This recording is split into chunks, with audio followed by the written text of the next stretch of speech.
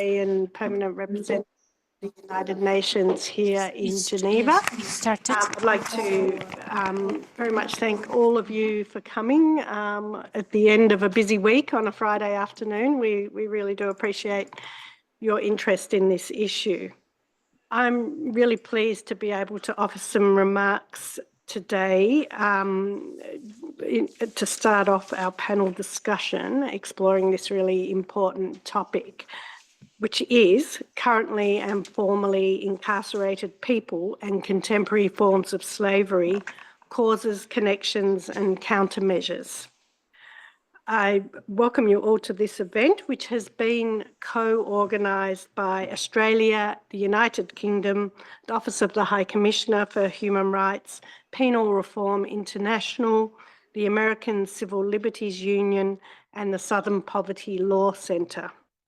I'd especially like to acknowledge Professor Tomoya Obokata, who is the Special Rapporteur on Contemporary Forms of Slavery, and to thank you for your report on contemporary forms of slavery and how they affect currently and formerly incarcerated individuals, which you presented to the Council yesterday and which we will hear more about today. Australia has long been a co-sponsor of the mandate for the Special Rapporteur on Contemporary Forms of Slavery, and we really value the critical work that the mandate does in highlighting the progress and the barriers to eliminating modern slavery wherever it occurs. The work that you produce, Special Rapporteur, underpins our understanding of these complex issues, and we're very pleased to say, and we're looking forward to your visit to Australia, which will take place in November this year. I'm also pleased to introduce the other members of our panel, Mr. Jerome Mangalinks, he is the Global Policy Manager from Penal Reform International, Mr. Zaved Mahmood, who is the Drug Policy and Human Rights Advisor, Lead on Detention, Incarceration, Rule of Law and Democracy section at the OHCHR. It's a long title. And online, we have Ms. Jennifer Turner, who's Principal Human Rights Researcher from the American Civil Liberties Union. And also online, Mr. Terence Wynne, who is a prison reform advocate. We really look forward to hearing from all of you as we proceed through this session. Modern slavery is widespread and it is a complex issue. When we consider the risks of currently and formerly incarcerated people being subjected to modern slavery, we can't ignore the intersecting issues, which are, of course, poverty, disability, and Indigenous or minority status. These are just some of the factors that can increase the risks of exploitation. And these are serious and deep-rooted challenges to address. If I could just make a few comments on Australia's approach. The Australian government, as I've said, is strongly committed to tackling modern slavery, both at home and abroad. Following our ratification of the Forced Labour Protocol in 2022, Australia has now ratified and implemented all relevant international labour standards. Implementing international human rights and labour standards is an important part of our domestic response to modern slavery. Australia's comprehensive response also includes providing access to grievance mechanisms such as the Australian National Contact Point, together with clear pathways to protection and support.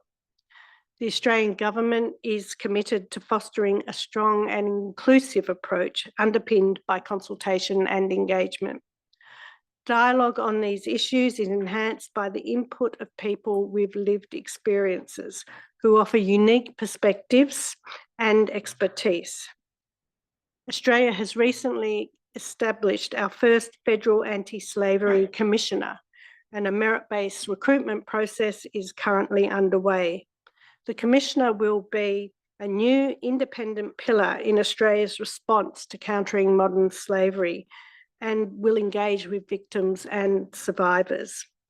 And we see this panel as a valuable opportunity to hear about what works and learn about what steps that we can take to each strengthen our responses.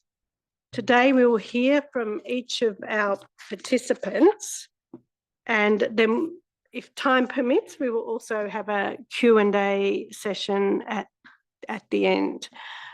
So without further ado, I will turn to our first speaker, the Special Rapporteur. Thank you very much, Ambassador Gawley, and I very much appreciate Australia's support to my mandate, and I very much look forward to visiting your country in 2 months' time. And thank you very much to the co-sponsors and organisers, which have been mentioned, and very much appreciate their support. And thank you very much for coming, showing your interest in this very important topic. As I highlighted in my report, many incarcerated persons work globally, ranging, for example, maintenance work within the correctional facilities and to production of goods for public authorities, as well as private businesses and consumers. And in looking at state practice, I am encouraged by examples of good practice aiming to promote fair working conditions among a number of countries, such as the use of written contract, requirement of informed consent to engage in labor, and access to social security and other benefits. And at the wider level, there are certain countries which also provide support to the families outside so that they do not have to suffer from poverty and other violations of human rights. But I express my concerns over the insufficient access to decent work in reality in all regions of the world without any exception. For instance, the voluntary nature of work can be called into question, as that in many cases there are no other options due to, for example, the existence of threats or disciplinary action if you do not engage in labor. And I've seen that in some parts of the world. Another important issue, wages. They are by and large insufficient, and yet deduction, which is a common practice to deduct certain things like room, subsistence, are quite excessive in some cases.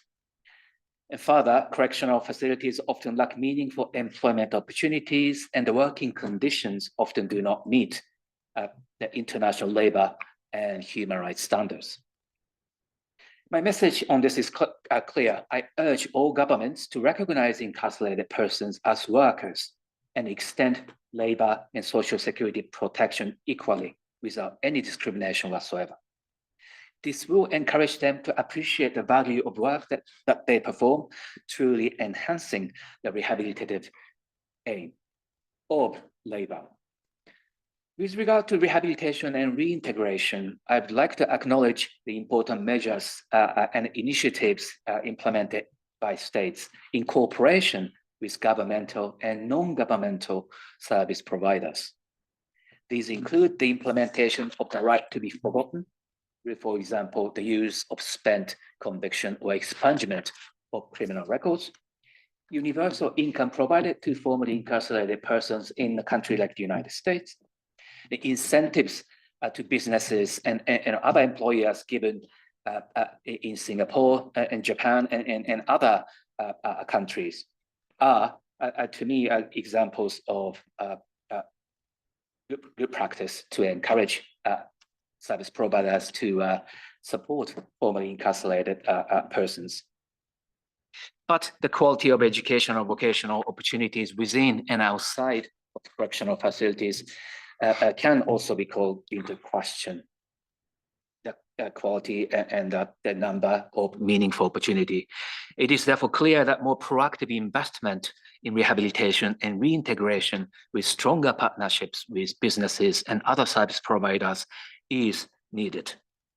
And finally, as Ambassador Gawley has pointed out, we also should take firmer actions against intersecting forms of discrimination based on gender, disability, nationality, and other grounds, because all incarcerated persons are vulnerable to sexual and labor exploitation, but within that, there are more vulnerable group of persons as well. So we need to remind ourselves of that intersectional dimension and take appropriate actions. So thank you. I will stop there for now. So thank you very much, Ambassador. Rapporteur. Now I will hand over. Policy Manager for Penal Reform International. Over to you, Jerome. You just press the, yeah, it should come on.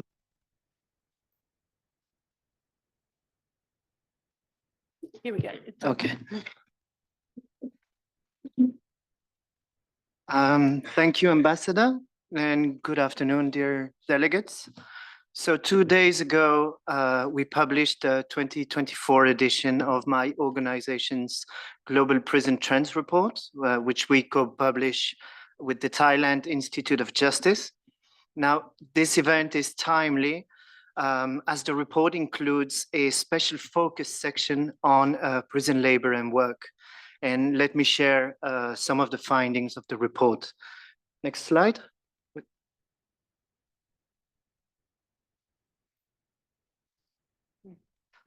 It's coming. So we report that there are significant variations in prison labor worldwide, encompassing different work types, compensation, and legal protections. People in prison often handle operational tasks such as cleaning and maintenance, but may also engage in agriculture, industrial work, vocational training, or digital industries. For example, prisoners in sub-Saharan Africa commonly work in agriculture, that is on prison farms, while women in many prisons across Asia produce handicrafts for sale. Prisoners may work inside or outside prisons, sometimes employed by private companies, as seen in one country in Latin America where new legislation allows for independent employment. Prison labor can sometimes be adapted to evolving market needs, and this was the case during the recent crisis of the COVID-19 pandemic, where some prisons adapted their work programs. So prisoners were involved in producing personal protective equipment. PRI was involved in one such project in Jordan, where feedback from prisoners involved feeling part of society's efforts to help people during times of crisis. In the US, prison labor has been used for disaster mitigation and response to wildfires, for example, albeit not with some criticism. No slides. However, access to work is limited in many regions due to issues like overcrowding and inadequate infrastructure. In some European countries, only a third of prisoners had access to work in 2022, while in others, 1 in 3 prisons lacked sufficient space for work programs. Compensation for prison labor varies widely.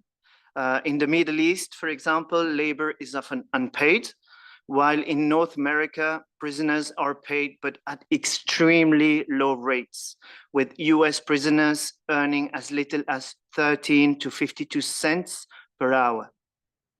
In contrast, Scandinavian countries offer closer to market wages, while compensation in several other European countries remains low.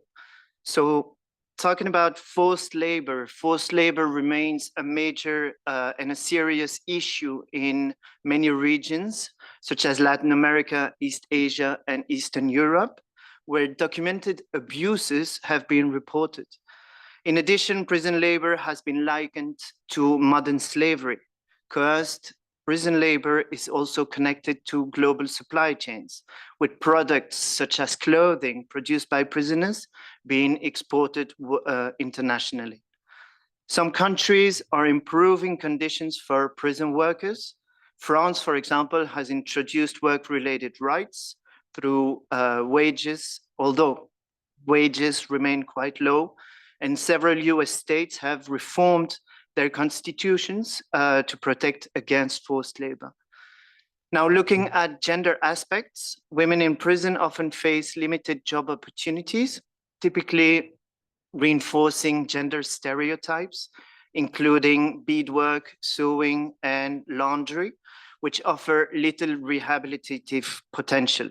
However, initiatives like aquaponics in Botswana, which involves combining fish farming and plant cultivation, and coding programs that we have witnessed, for example, in the US, aim to provide women with more diverse and marketable skills upon release.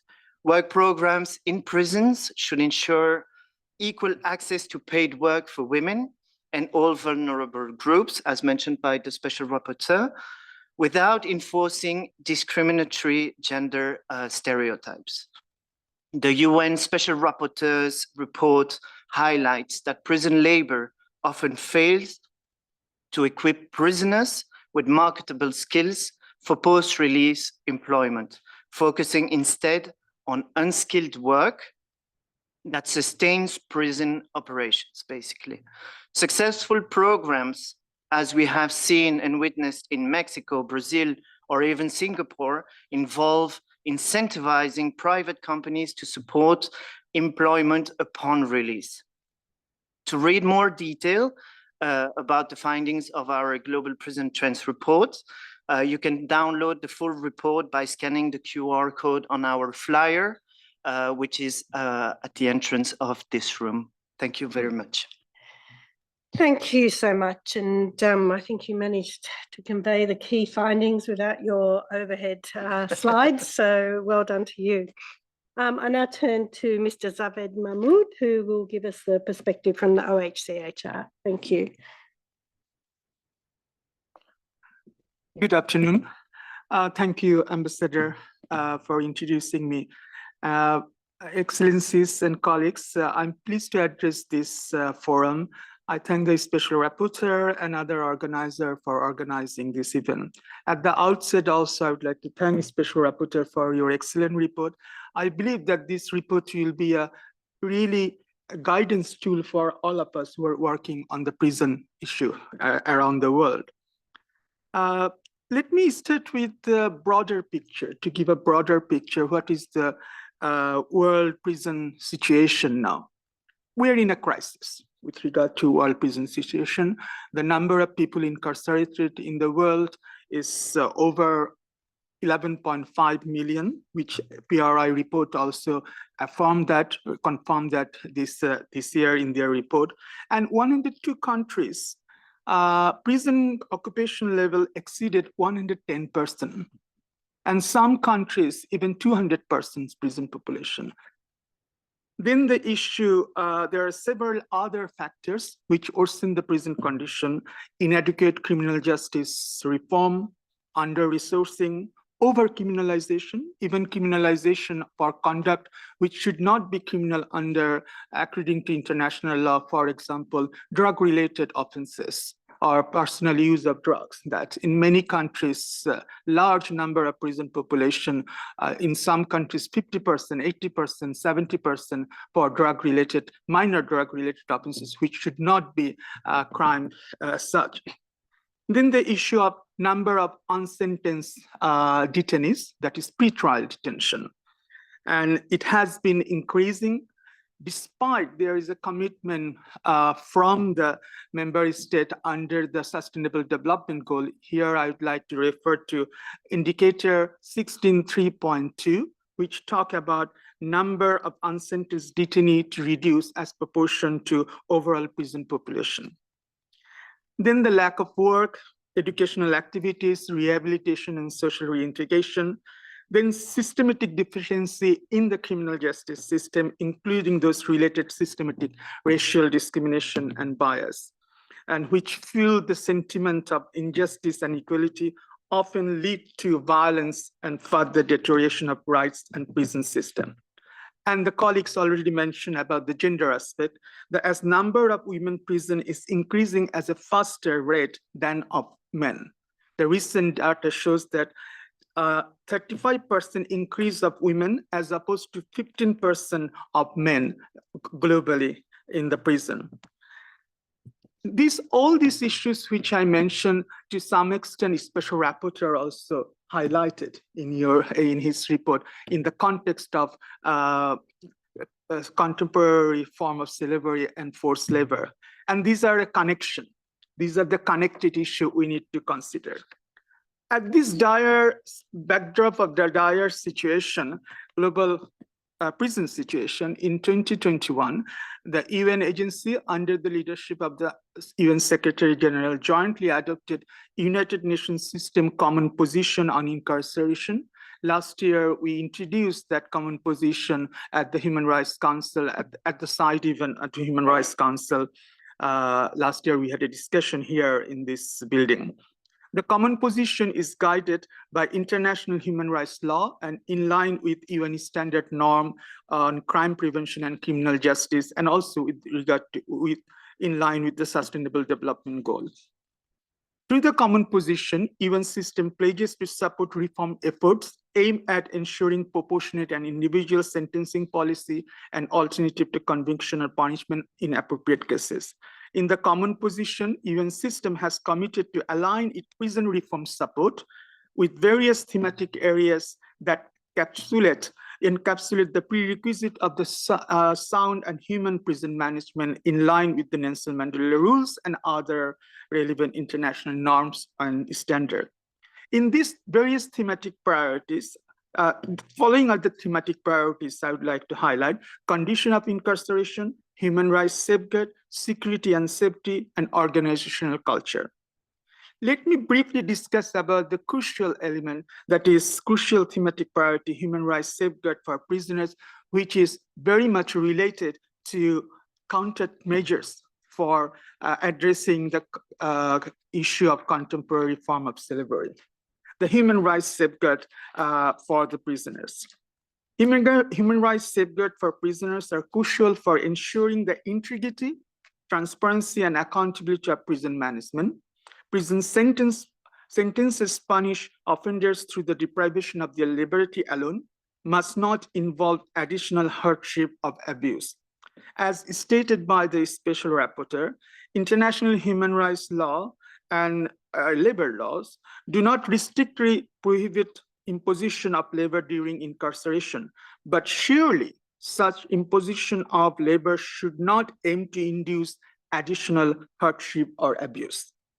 For ensuring safeguard and safety for all and all time, concrete measures are required to counter the vulnerability that stem from closed prison condition, including the unequal power relation between prison management and the prisoners. This concrete management could include many things. I would like to highlight two points, and I will conclude with that. First is the system of regular visit of places of deprivation of liberty in order to prevent torture or ill treatment, which may be associated with the prison condition and labor and other related areas. Such visit could be done by national prevention mechanism, which also a Special Rapporteur highlighted in his document. There is also need to consider that health situation. The health prison we have, as mentioned by colleague, during COVID situation, we have seen that health condition, what was the dire situation, the prison health. And High Commissioner mentioned one thing, that prison health should be considered as a public health issue.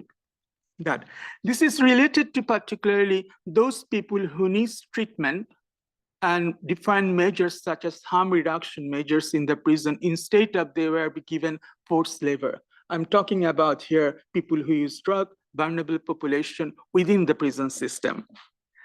Further, common position is stated that the adequate information for prisoners on their rights and obligation need to be ensured. An accessible, safe, and effective complaint system need to be installed. The access of prisoners to their legal aid and regular independent inspection of prisons. Also, all these are mitigating factors to addressing any violation, including forced labor or sexual exploitation. Here, I would like to mention one thing, that adequate information for the prisoner on their rights and obligation. It should also mean that what we have in the, whether it is Nelson Mandela rules, Bangkok rules, or other any international rules, prisoners should have knowledge about that. It is the education issue. These rules should not be only for the prison management and officials, their handbook. It should be prisoners who are the beneficiary. They should be receiving this information, and that should guide them to also awareness and seeking justice if there is any violation. Certain group require particular attention that already mentioned colleagues. I don't want to highlight. I would like to conclude by emphasizing the importance of one recommendation, which is Special Rapporteur mentioned in his report, that is establish an independent body or empower the existing mechanisms such as the National Human Rights Institution, Ombudsperson, and prison investigators to receive and investigate allegation of labor exploitation and sexual exploitation promptly and to grant remedies. This is really crucial, and we see that there is a lack or gap into this to having that. Many countries, you have provided some good example, but also there's the big gap there that need to be addressed. Within the framework of UN Common Position on Incarceration, our office is stand ready to support member states in this endeavor. Thank you. Thank you so much, Mr. Mahmood. Now I turn to Ms. Jennifer Turner, who is the Principal Human Rights Researcher at the American Civil Liberties Union. Jennifer, over to you. Thank you so much. Thank you. Are you on mute? Or? I am not on mute. I'm unmuted. Can you hear me? We're not able to hear you. Just one moment. We'll just look into the technical issues. Hello? Please use your cookie headset in the room. You can hear? Okay, sorry. Maybe it's just me. Try again now. Hello, can you hear me? Yes. Okay. Thank you so much. On behalf of the American Civil Liberties Union, I thank the Special Rapporteur for his critical report and for allowing me to speak about the situation in the United States. Modern day prison labor programs in the United States are rooted in racial oppression and can be traced to the end of the Civil War and the passage of the 13th Amendment to the Constitution, which outlawed slavery and involuntary servitude, except as a punishment for crime. And given this gaping loophole, states turned to incarcerated labor as a means of partially replacing chattel slavery and the free labor source provided by slavery. Today, the United States incarcerates over 1.2 million people in state and federal prisons, and 2 out of 3 incarcerated people are also workers. In most instances, the jobs these people in prisons have look similar to those of millions of people working on the outside, but there are 2 crucial differences. Incarcerated workers are under the complete control of their employers, and they have been stripped of even the most minimal protections against labor exploitation and abuse. From the moment they enter the prison gates, they can be forced to work, and indeed, in most states in the federal prison system, are required to work. More than 76% of incarcerated workers report that they're required to work or face additional punishment, such as solitary confinement, denial of opportunities to reduce their sentence, and loss of family visitation. Illness, injury, disability, or a physical inability to work often does not relieve them of work duties. U.S. law explicitly excludes incarcerated workers from the most universally recognized workplace protections, including health and safety laws. Incarcerated people sometimes work in dangerous industrial settings or hazardous conditions that would be closely regulated and monitored if they were not incarcerated. Workers are assigned work in unsafe conditions without the standard training or protective gear provided in workplaces outside prisons. In numerous cases we documented nationwide, serious injuries and deaths could have been prevented with proper training, machine guarding mechanisms, or personal protective equipment. Incarcerated workers are not covered by minimum wage laws and are paid on average 13 to 52 cents per hour in non-industry jobs.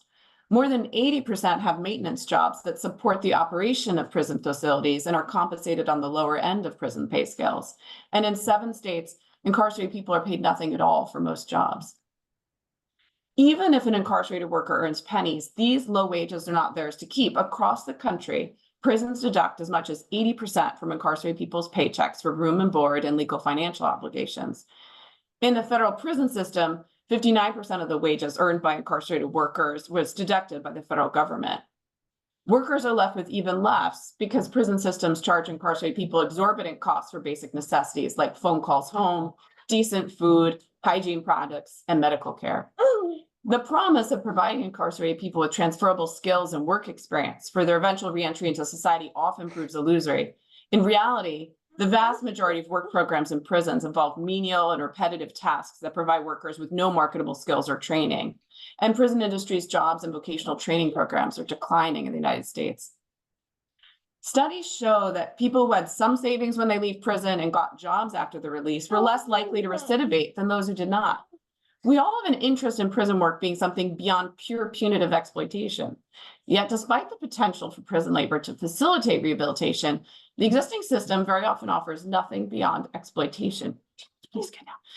It does not have to be this way. Work in prisons could be truly voluntary, conditions could be safe, jobs could provide incarcerated people with marketable skills and vocational training that will help them to find employment after release. Incarcerated workers should be paid a fair wage that enables them to save for the future, support their families, and sets them up for successful reentry. To move in this direction, the United States must first end forced labor without exceptions by repealing federal and state constitutional exception clauses and guarantee incarcerated workers the standard labor protections available to other workers in the United States, including minimum wages, overtime pay, health and safety standards, unionization and collective bargaining, and protection from discrimination and retaliation. These recommendations are incorporated into pending federal legislation led by Senator Booker and Representative Cleaver, and we call on Congress to pass each of these bills, which the ACLU has endorsed. In addition, the Biden administration can take immediate steps to right these wrongs. The Department of Labor's Wage and Hour Division can issue an administrative interpretation applying the protections of the Fair Labor Standards Act to prison workplaces, thereby ensuring adequate wages, and begin using its enforcement powers to enforce these protections for incarcerated workers. The Department of Labor should prevent injuries and deaths of incarcerated workers by enforcing the Occupational Safety and Health Act within prison workplaces. And the Equal Opportunity Employment Commission should revise the agency's guidance to ensure that Title VII of the Civil Rights Act protects incarcerated workers from discrimination in the workplace. Thank you for the opportunity to speak today and provide context for the Special Rapporteur's important work on this issue. Thank you very much, Jennifer. And we're all impressed by your epic multitasking. Apologize. Can I now turn to Mr. Terence Wynne, who is a prison reform advocate, and will tell us about his own reflections on this issue. Over to you, Terence.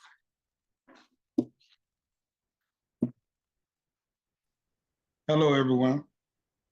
At 16, I was tried as an adult. Well, I went to prison at the age of 17, and I did 30 years in prison. Entering prison is like entering prison in Louisiana. It's like taking a step back into time, because when you read history books and you see pictures of slavery, when you enter Angola, that's what you experience. You experience that whole set of the mindset that we'll have towards prison, because you're gonna see the horses, you're gonna see the men with rifles sitting on the back of the horses with a lot of Black people in the fields working. I lived that experience by coming out in any kind of weather. No weather stopped us from going to work in the fields. And it's mental abuse. It's physically abusing, because your body at times cannot adapt to working in oppressive heat or just real cold weather. And so most times you would have to just find some type of respite to overcome those torturous conditions that you have to face physically, I hurt my back. I had a lot of injuries dealing with working in the field or just working in prison, period. But I always revert back to my back because my back gives me problems every day of my life. And sometimes I can't even much walk. I just have to lay down. But I hurt my back doing a work-related incident of doing logs for firewood. And it's something that I would never, ever just overcome. It's a pain that I will have to live with for the rest of my life. Before I was released from prison in 2020, I was working as a nurse's aide. I found a lot of working as a nurse and aide restored my values in humanity because it was script for so long. Working with people that can't do anything for themselves just restored it and made me a way more compassionate person. It really influenced my life in ways that I can't even much really begin to speak on. Yet, working with a nurse's aide, as a nurse's aide, I think I made 8 cents an hour.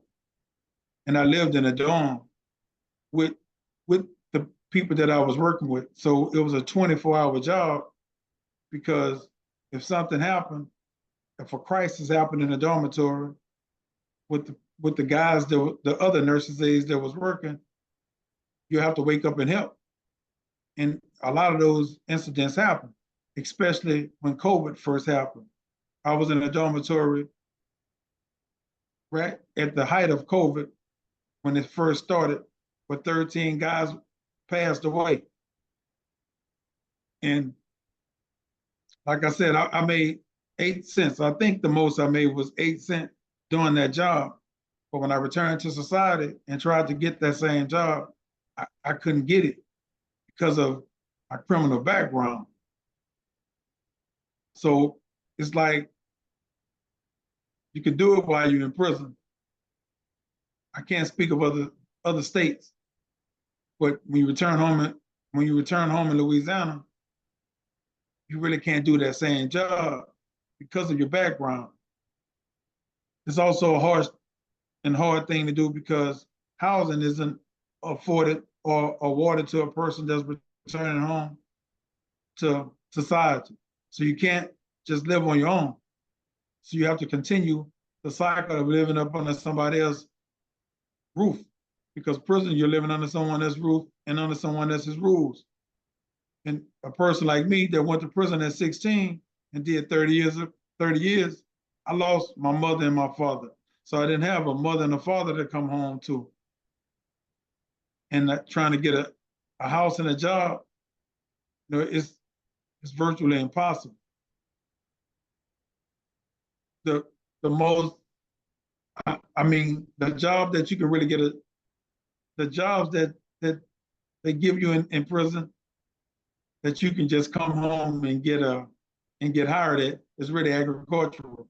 But who wants to continue to work in those conditions when you've been doing it for so long and you don't like doing it? You come home and you still have to cut grass. That's not something that you would set yourself up for. So I returned home and I started an organization called PIPES, which stands for Priorities, Intentions, and Practical Exchanges. And PIPES' job is to advocate on behalf of those who are incarcerated, to show that people change and we change for the better. So I advocate for those guys, and I also mentor kids so that kids on the trajectory of following in footsteps of people like me. And I try to give them a better identity for themselves, because as a kid, you're searching for yourself and you're still finding your identity. And sadly, a lot of my identity came from being in prison. So I do the work that I do because I want to erase that identity in a positive light instead of people always showing the glorifications of those of us going to prison. And it's like it's a glory thing. And I don't see it that way. And I try to show it to kids so that they don't also follow in those footsteps. But the jobs that I had in prison that meant the most to me was my last job. Also, I acquired a skill in prison as a cook. I can cook, but it's not the pathway that I really wanted to take in life. But even as a cook in prison, you know, you go to school for it. So you're given, I think I was making 2 cents back in the field. It probably went up to 6 cents. But when you're looking at your constant job in prison, you really never look at those pennies, because those pennies don't really add up like people would say they do, because it's a cut. You're working for 4 cents an hour, you only make 2 cents of those 4 cents. 2 stays into the prison account. Yet it doesn't pay for anything that you could do. So if I get sick, I have to pay for that. It's like I think it's $2 to see the EMT. And if you get medicine, it's like an additional $3. If you have to go see the doctor, it's an additional pay. So everything that you're getting, those pennies don't pay for it. If your family isn't sending you anything, you're in debt to the state. And you can walk out of prison being in debt to the state because you never had the money to pay for things when you were sick. And a lot of your sicknesses comes from working. So it's a harsh reality that a prisoner has to face every single day, because if you get sick, you must pay for it. You're not working to earn money to pay for your own medical.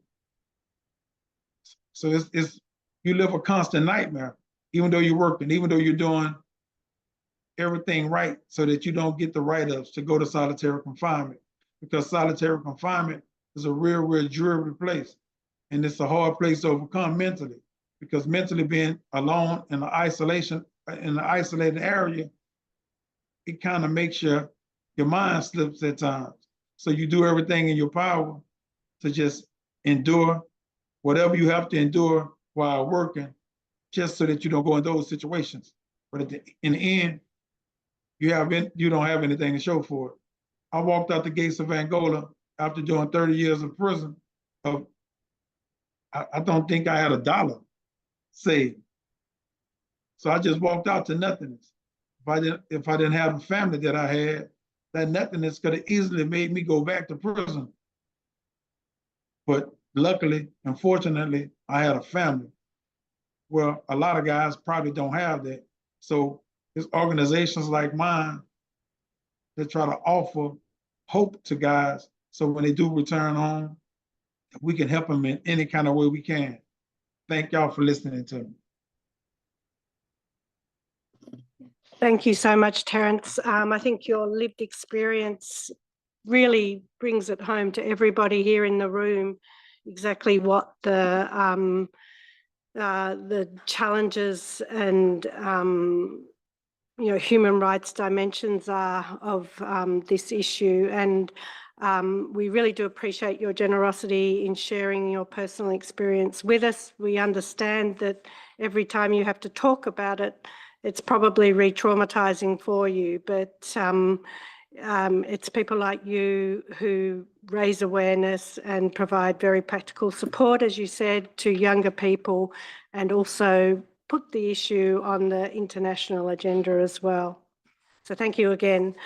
With that, I think we have about 15 minutes left for Q&A. So please raise your flag if you would like to ask a question or make a comment, and identify where you're from as well. I have the Sovereign Order of Malta here. This is a very interesting event. And I would also thank you for Australia's contribution to the National Action Plan to Combat Modern Slavery 2020-2025. And allow me to highlight the role of ACAN, the Australian Catholic Anti-Slavery Network. The Australian Association of the Order of Malta is an active member of this ACAN and was instrumental in the establishment of the Anti-Slavery Task Force of the Catholic Archdiocese of Sydney, making the Catholic Church in Australia a leader in the eradication of modern slavery and human trafficking, as envisaged in 8.7 in the monitoring of supply chain operations. And during his visit to Australia, the special rapporteur could be able to meet the chair of the task force executive team, former Australian ambassador John McCarthy. So thank you very much, actually, for giving me the floor. Thank you. And thanks for your comment. And I'm sure faith organisations have a very important role to play. Any other questions, comments from anybody? The gentleman at the back. Thank you very much, Madam, for this event, very important event. And we thank also the Special Rapporteur for his continuous work and efforts. Actually, displaced people and refugees in conflict zones are vulnerable to be an easy prey for exploitation and the new forms of slavery. According to many reports, many North African and Sahelu prisoners do suffer at all levels of this phenomenon, especially in the open sky prisons in Tindouf camps in Algeria. Are there any measures taken so far to help monitoring these violations and protect those helpless prisoners? Thank you very much. Would you mind just telling us where you're from? I'm Shebata Mrabbi Harabbu. I am from the Committee of the Respect of the African Charter.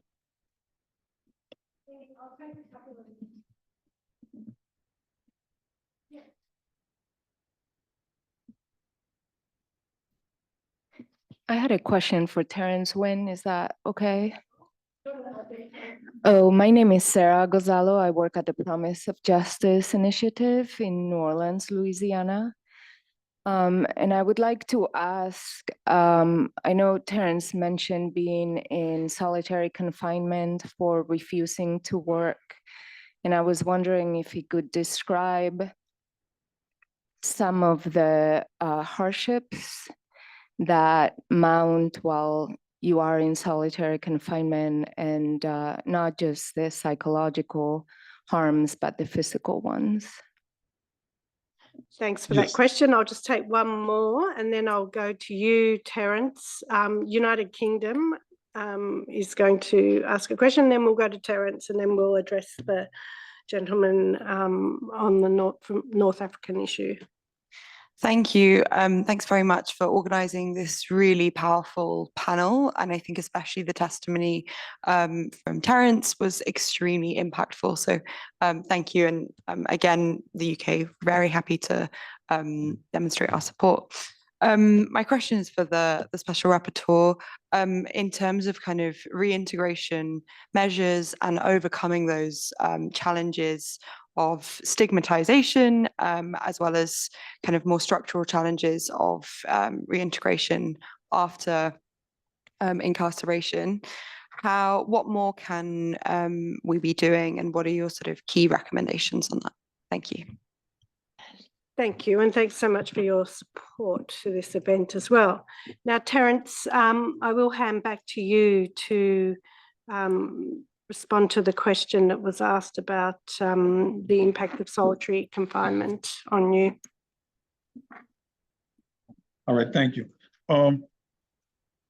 Solitary confinement, one of the, quite a few things that stand out to me, but one thing in particular that stands out to me, in solitary confinement, you have what's considered the warriors.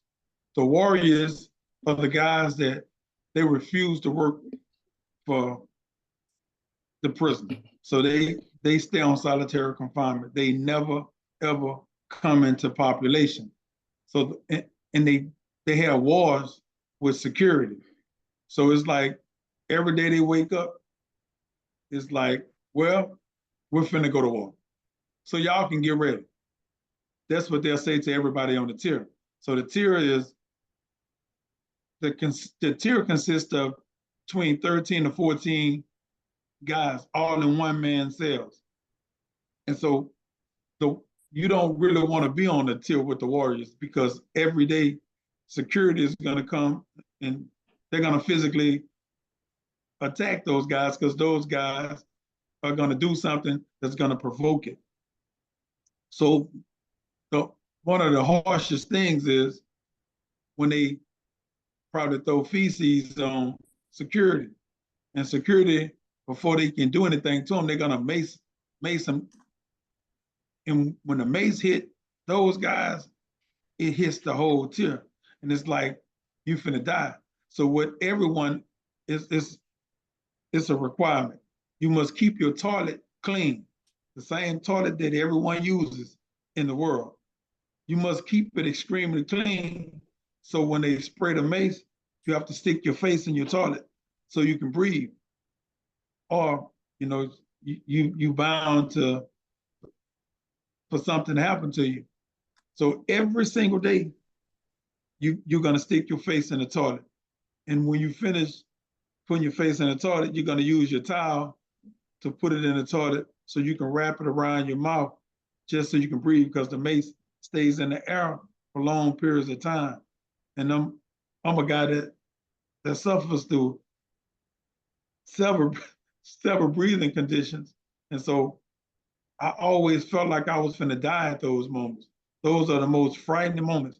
Those are the moments that forever traumatizes me, because if I just see somebody like finna get maced, which I have saw since I've been home, it just traumatizes me. But you got to be prepared, because, and you could be asleep.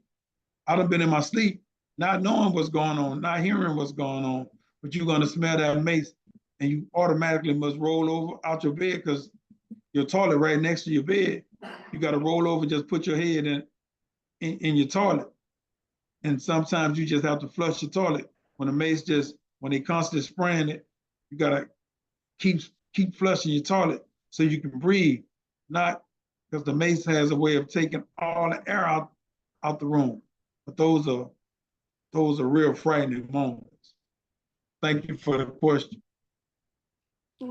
Thank you. Thank you very much for recounting that very horrible sounding experience.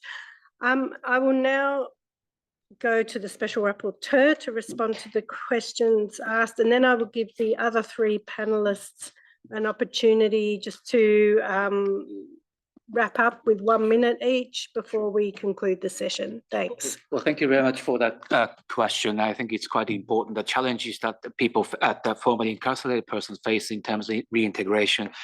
At the state level, some of the things that I've seen, which may be implemented widely, is some states have gone far to prohibit discrimination in their national legislation. I believe Australia has done something as United States and others, or implementing the right, so-called right to be forgotten through expungement of criminal records or the use of spent conviction in order to reduce the stigma, so that they can be successfully reintegrated into their society in terms of social and economic integration. And on the ground level, then I saw that the community-based multi-stakeholder approach works quite well, involving those with lived experience, such as Mr. Terence Owen and his organizations, community or religious leaders and businesses, civil society, and local and national authority working together. It is quite important, so that those recently released from incarceration settings can have a point of contact and someone to rely on. And oftentimes the community-based, that close-knit approach works well. And I've seen some good example in that regard. So I do hope that the other countries in the world would implement similar approach. Thank you. Thank you. Jerome, would you like to make some final remarks? Yes. Okay. So to remind and to recall the report published in August 2024 by the Special Rapporteur, and which advocates for recognizing people in prison as workers under national law, ensuring they receive proper labor protections, such as fair wages in line with national minimum wages and adjusted for inflation, reasonable working hours, and safety measures, as mentioned in various panels from speakers today. So the report also recommends investing in education and vocational training to aid in their rehabilitation and reintegration upon release. So I think the report of the Special Rapporteur is very timely, and it aligns as well with the report we just published with the Thailand Institute of Justice. We believe that more work needs to be done around prison labor. And we do hope, as we spoke with Zaved earlier, that it should be a concerted effort in terms of improving the conditions for around prison labor, such as making sure that detention monitors also are able to include in their mandate guidelines around prison labor and coerced prison labor as well. Thank you. Thank you, Jerome. Zaved, would you like to have some comments? Thank you very much, Ambassador, for giving me the floor. Just very briefly, just two issues, again, on the issue of monitoring and oversight. I fully agree with Jerome that there is a need for developing some guidelines for the monitors that to look at this issue rigorously when they are monitoring an oversight mechanism, whether it is National Human Rights Commission or National Prevention Mechanism, to include this issue and develop some guidelines. I think PRI could help to, with the support of the Special Rapporteur and other colleagues here. With regard to also social reintegration, I came to know that human rights, there is a new resolution will be tabled on social reintegration of the former prisoners. I hope that this report will inform that process as well.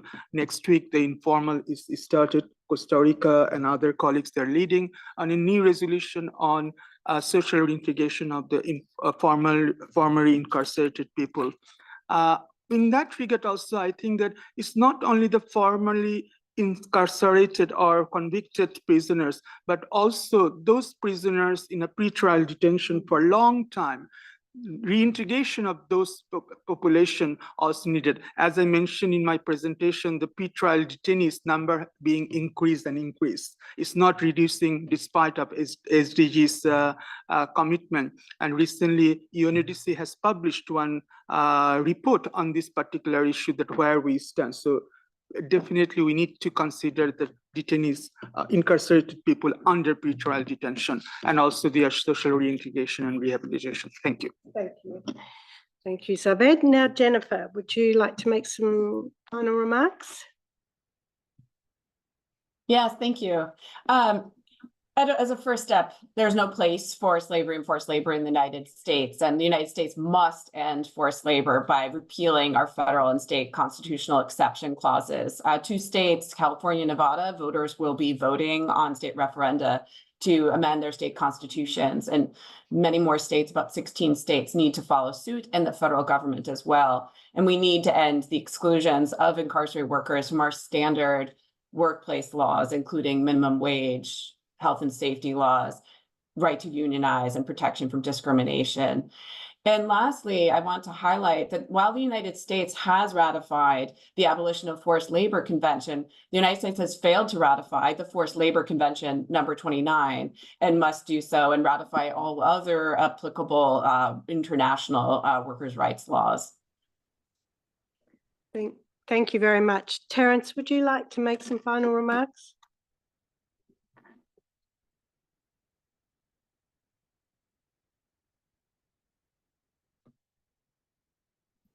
Terence, would you like to make final remarks?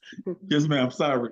Oh, yes, ma'am. That's all right. I would like to say that we really need and overhauling in our system so that guys can earn, like Jennifer says, a standard of living, minimum wages. We have guys in Louisiana with non-unanimous jury verdicts that shouldn't have to work because the court says so, yet they are. That's slavery, a continuous form of slavery on guys that's really not even much convicted of a crime, because by law, they haven't been convicted of a crime. So we need to just bring our state up to standards of following the laws that's coming from the higher courts. And we really need guys to start earning a wage so that not only can they take care of themselves, they can take care of those kids whom some guys are on child support for. You know, so we just need to do better by people that's incarcerated and stop just seeing them as no longer being humans because they committed a crime. Because crimes will always continue, but people commit those crimes and they don't stop being a part of the human race because they have committed a crime. Thank you. Thank you so much. And can I thank all of our panelists and ask everyone to join me in thanking them in the usual way. And thank you to everyone who joined us today. We really do appreciate your interest and your presence here. Thank you. Thank you very much. Thank you.